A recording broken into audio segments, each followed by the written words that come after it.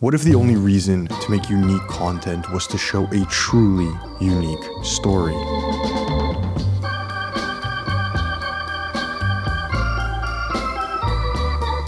That's life.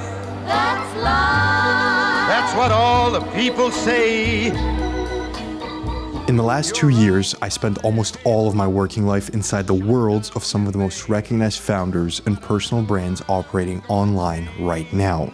And I mean inside, not studying their content, not reverse engineering their posting schedules. I was on the trips, in the rooms, on the hunting grounds of Scotland with Iman Gadzhi, trying not to freeze to death. And somewhere between all of that, I realized that every single brand that was actually working was balanced on one single thesis. Here's what I kept noticing.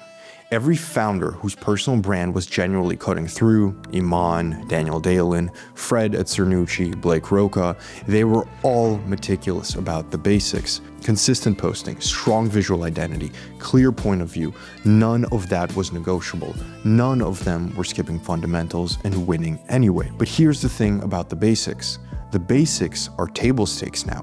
Every halfway serious creator knows them, studies them, and executes them. So, if everyone is doing the basics and more people are doing them well every single year, then the basics alone produce one thing: interchangeable brands. You can be consistent, you can be aesthetic, articulate, and completely forgettable.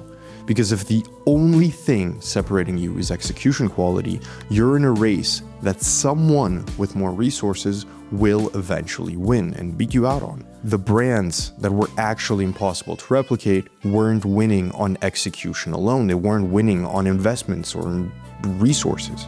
They were winning on something else entirely. I want to take you back to that trip in Scotland. Iman had organized this hunting trip, remote, cold, and I remember watching him move through that environment, genuinely present, genuinely in it, and thinking, this is going to become content.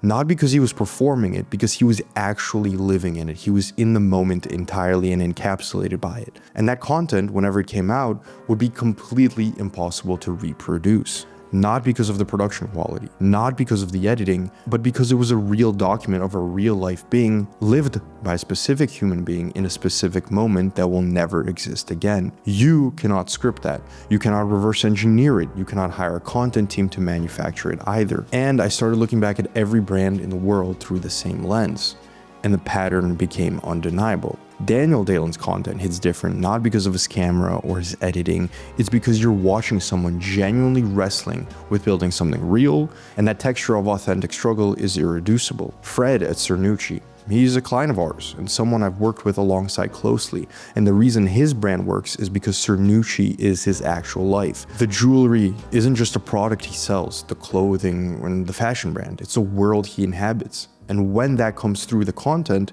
no competitor can touch it, because they'd have to be him and own his brand to replicate it. The content is just the exhaust of a life being lived. And that is the thesis. Here's the question I want you to sit with. Before you make your next piece of content, before you open a script doc, before you set up a camera, before you brief your editor, ask yourself one thing. If someone else could make this, should you really go for it? Should you make it? Not a could someone else make something similar? Not is this topic oversaturated? Specifically, could another person with access to the same tools, the same references, the same research, produce this exact piece of content? If the answer is yes, you haven't found your content yet. You've just found content in general. And there is a big difference. Content made from strategy looks like content. Content made from life looks like evidence. And audiences, especially the kind of high value audience that actually converts into clients and customers, they feel that difference even when they can't name it, even when they don't have a specific word for it. They're not just watching what you know, they're deciding whether they believe who you are, whether they want to be friends with that individual, whether they would follow them into battle. Here's what took me longer to understand about my own brand. For most of those 2 years, I wasn't focused on myself. I wasn't documenting my own life or building my own story in any obvious way. I was giving the spotlight to the people I was working with. to their worlds, their wins, their creative vision. And what I didn't realize until much later was that that instinct to illuminate other people's stories rather than my own was my unreplicable thing. My personality didn't come through talking about myself. It came through who I chose to spotlight and how and why. The taste, the eye, the way I moved through those rooms and chose what was worth capturing and elevating, that is what set me apart. That became a Steadery. That became a multi-six-figure business just last year.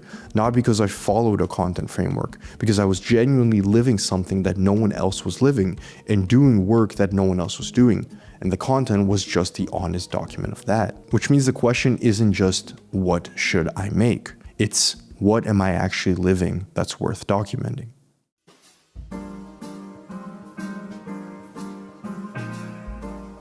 Now, in this chapter, I want to talk about something actionable. I don't just want it to be philosophy. I'm not saying go live a more interesting life because you make content. That isn't the lesson. The lesson is stop starting with the content and start with the inventory. What are you actually moving through right now that no one else is moving through in quite the same way? What decisions are you making? What worlds are you inside of, and what perspective do you have from where you're standing that someone sitting anywhere else in the world simply cannot access?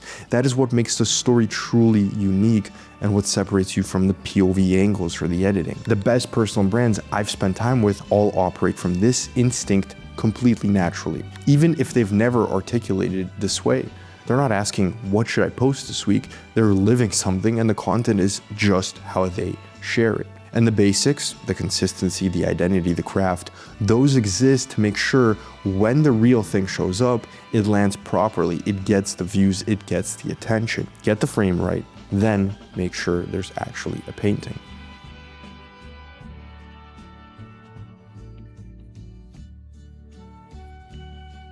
So, 730 days, multiple countries, some of the most effective personal brands operating right now, and it's all from one pattern. The content that cannot be replicated is the content that comes from a life that cannot be replicated.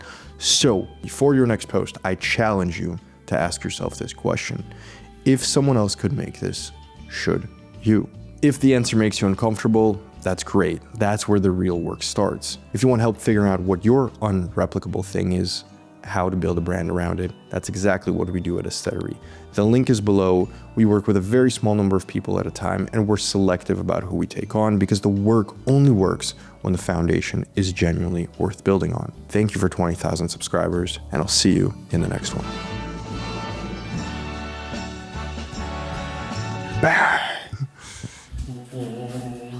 It's the final countdown.